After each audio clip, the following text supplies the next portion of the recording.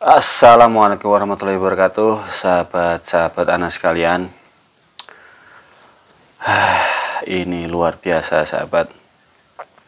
Ketemu lagi dengan saya, dan dalam kesempatan sekarang kita mungkin lebih membahas terkait dengan situasi politik ya. Walaupun kita di tataran rakyat arus bawah, tapi paling tidak kita melek politik lah. Kita diskusi dalam hal ini, tetap jaga solidaritas, kerukunan antar tetangga, itu yang paling penting. Karena ini pesta ya, harusnya kita senang-senang, tidak saling hujat ya. Sahabat, malam ini tanggal 22 Oktober bertepatan dengan Hari Santri Nasional. Akhirnya Pak Prabowo mendeklarasikan bahwa Mas Gibran menjadi calon wakil presiden mendampingi beliau. Wah, ini luar biasa, sahabat. Wah, ini Pilpres besok itu membagongkan ya. Sungguh membagongkan, sahabat. Kita nggak tahu ini latar belakanginya bagaimana ini, terutama terkait dengan apa ya. Jadi keluarga besar Pak Jokowi ini mentar-mentar kemana-mana ini, anak-anak beliau. Wah, ini kemarin Mas Kaisang menjadi Ketua Umum PSI, terus sekarang Mas Gibran sehari yang lalu ya mungkin, atau 2 hari yang lalu ya, mendapat rekomendasi dari Partai Golkar ya, untuk menjadi bakal calon presidennya Pak Prabowo. Dan malam ini resmi diumumkan oleh Pak Prabowo sendiri bahwa Mas Gibran menjadi pendamping beliau sebagai bakal calon presiden untuk Pilpres 2024. Ini kan bagi rakyat kecil ini kan membagongkan, membingungkan. Banyak itu di video-video sosial media, bisa dicek itu statement bahwa Pak Jokowi itu adalah petugas partai. Kemudian diusung dari PDIP, Mas Gibran juga sama, sering dipanggil ke DPP karena manuver-manuver politiknya. Kemarin sempat dikatakan anak ingusan oleh Pandana Baban, salah satu petinggi partai dari PDIP. Wali Kota Solo di 2020 menang dengan 86%, sahabat. Termasuk perolehan suara yang tertinggi di pilkada-pilkada yang ada di Indonesia. 86%, 86,4,5 atau berapa itu, menang telak dari musuhnya, dari calon perorangan, diusung oleh partai pengusungnya PDIP Perjuangan.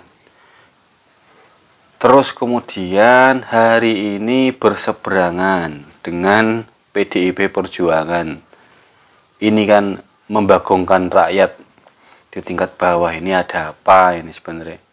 Dari PDIP sama Pak Jokowi ini ada apa, sama anak-anaknya itu kok malah ke partai-partai yang lain gitu. Jadi malah jadi ketua umumnya ya.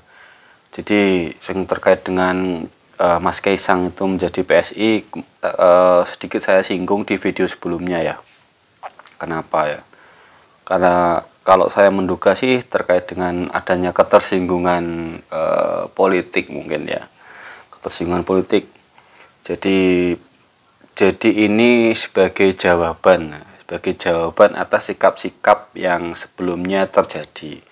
Jadi misal di PSI dulu mau dukung Ganjar, tapi ternyata tidak mendapat respon yang baik di bulan Juli. Terus kemudian Juli Agustus itu statement-statement muncul. September Kaisang menjadi ketua umumnya PSI. Kemarin Kaisang sama putrinya Bu Mega, Ibu Puan, ketemu. Ini yang runutan peristiwanya kayak gitu, sahabat. Jadi PSI ini hari ini ya kayak miliknya Pak Jokowi, pencitraannya seperti itu. Kalau analisa saya ada dua hal, itu sengaja disiapkan dari awal, atau yang kedua itu diberikan. Karena apa? Karena yang jelas hari ini proses bergaining politik itu sangat penting ditentukan oleh tokoh siapa yang pegang, sahabat. Kan berbeda sikap sebelum Kaisang jadi ketua umum PSI dan sesudah Kaisang menjadi ketua umum PSI. Bergainingnya kan berbeda, sahabat. Bisa dilihat sampai hari ini. Dan hari ini kita lihat, coba, kira-kira untungnya apa sih Pak Prabowo itu menggait Mas Gibran sebagai calon wakil presiden? Kalau saya di awal itu sebenarnya menurut saya ingin menjawab lah. Kemarin dikatakan anak ingusan, dan menariknya ketika dimintai restu dari Gibran kepada Pak Jokowi kan jawabnya direstui. Terus kemudian ada statement yang mengikuti, sudah dewasa gitu loh. Jadi seolah-olah itu ingin menjawab, udah bukan anak ingusan, sudah dewasa. Dan bahkan Ibu Riana itu hari ini trending ketika mau diwawancara, tapi beliau menyampaikan sikapnya ya. Jadi terkait dengan pencalonan Mas Gibran sebagai calon wakil presidennya Prabowo. Dia menunjukkan simbol seperti ini. Jadi manuver-manuver yang ada di keluarga besarnya Pak Jokowi itu kok kalau saya menilai kok kayak menjawab dalam tanda kutip omongan-omongan, atau dan ini bahkan bisa diruntut, bisa dicari di beberapa sosial media, di YouTube dan sebagainya, perkataan-perkataan dari Ibu Mega yang menurut saya mungkin Pak Jokowi tersinggung, menurut saya loh ya, terkait misalkan ada perkataan kalau Pak Jokowi tidak didukung PDI ya kasihan ya, paling tidak kayak gitu. Jadi seolah kalau tidak ada PDI, Pak Jokowi tidak bisa jadi apa-apa gitu loh. Itu mungkin kesimpulan kasar yang diambil dari statement beliau ya. Jadi kan kayak gitu seolah-olah. Akhirnya kemudian Pak Jokowi ingin menjawab, saya itu misalkan tidak di PDIP pun juga nggak apa-apa gitu loh. Saya bisa buat partai. Mungkin anak saya juga bisa di partai lain, bisa diterima di partai lain. Kayak pengen menjawab seperti itu. Kalau menurut kita ya, di kalangan bawah itu kayaknya pengen menjawab itu. Jadi dibilang kalau nggak didukung PDIP ini kasihan kan gitu. Sebenarnya kayak gitu. Terus kemudian dikatakan petugas partai, Gibran dikatakan sebagai anak ingusan. Itu kan seolah-olah manuver. Kalau ini mungkin bukan seolah-olah lagi, mungkin ini sudah pertanda kalau manuver yang dilakukan oleh beliau itu ingin menjawab itu. Coba, benar nggak kira-kira? Ketika Pak Jokowi bilang, sudah saya restui, Gibran sudah dewasa. Dewasa itu kan lawan kata dari anak ingusan, sahabat. Terus kemudian kalau nggak didukung PDIP misalkan, ini kasihan dan lain sebagainya. Sekarang dibuktikan Kaisang pegang PSI, walaupun mungkin hari ini tidak menjadi partai parlemen. Tapi ini jangan dikira sebelah mata. Bisa jadi akan ada akses negatif dan positifnya. Saya tidak akan membahas itu karena saya tidak dalam posisi mendukung salah satu pihak. Tapi kalau dilihat data per hari ini, sahabat, per hari ini terkait dengan data pemilih generasi Z dan generasi milenial, sahabat. Dari KPU sumbernya itu sekitar 200 juta lah kira-kira. 200 juta hak pilih nanti. Generasi Z itu yang lahir di 1997 sampai 2012, generasi Z ya, generasi anak-anak muda. Usia berapalah, sekitar 17 tahunan sampai 25-an. Itu 46,8 juta, sahabat. Pemilihnya 46,8 juta. Terus generasi milenial itu yang lahir di angka 1981 sampai 1996 ya, di usia-usia saya lah, kira-kira saya 87 ya, di usia-usia sekitar 27 sampai 40 tahun lah, katakanlah 30 sampai 40 tahun lah, seperti itu. Itu generasi milenial itu 68,8 juta. Jadi kalau sudah di total itu sekitar 112 juta lebih, bahkan 113 juta sekian, 113,4 juta sahabat. 113,4 juta itu di angka pemilih sekitar 17 sampai 40 tahun, generasi Z dan generasi milenial. Artinya lebih dari 50%. Selebihnya itu di generasi X, usia-usia sampai 40 sampai 50-an tahun lah, itu di 57 juta. 50 tahun ke atas, generasi boomer namanya, baby boomer ya, 28 juta, dan selebihnya yang lebih tua-tua itu 3 jutaan. Artinya capres yang pegang cawapresnya itu masih muda ya, masih muda di generasi milenial atau di generasi Z itu ya mungkin yang pertama Pak Prabowo, karena Mas Gibran masih muda. Bisa jadi Pak Muhaimin juga mungkin, cuma saya nggak tahu usianya Pak Muhaimin berapa, apakah ikut di generasi milenial atau di generasi X ya. Generasi X itu berarti 40 tahun naik, itu mungkin di generasi X beliau. Berarti kalau seperti itu, kesimpulannya hanya Pak Prabowo yang berani mengambil keputusan calon wakil presidennya itu diambil dari generasi Z malahan. Kalau di bawah 30 tahun. Kalau di bawah 40 tahun berarti diambil dari generasi milenial. Kalau Mas Gibran mungkin di generasi milenial ya. Artinya pangsa pasar jelas. Ini mungkin yang ingin coba ditargetkan. Tapi bisa jadi akan terjadi resistensi terkait dengan Gibran juga ada mungkin. Ya, resistensinya mungkin ada. Resistensi misalkan kekecewaan. Jadi kekecewaan oleh kader misalkan bahwa dibesarkan di keluarga besar PDIP, tapi kemudian hari ini malah dalam tanda kutip face dalam kontestasi pilpres. Yang kecewa. Artinya suara-suara yang dulu diberikan kepada Mas Gibran akhirnya akan kembali lagi kepada PDIP. Ketika itu pemilihnya adalah berdasarkan faktor ideologis ya.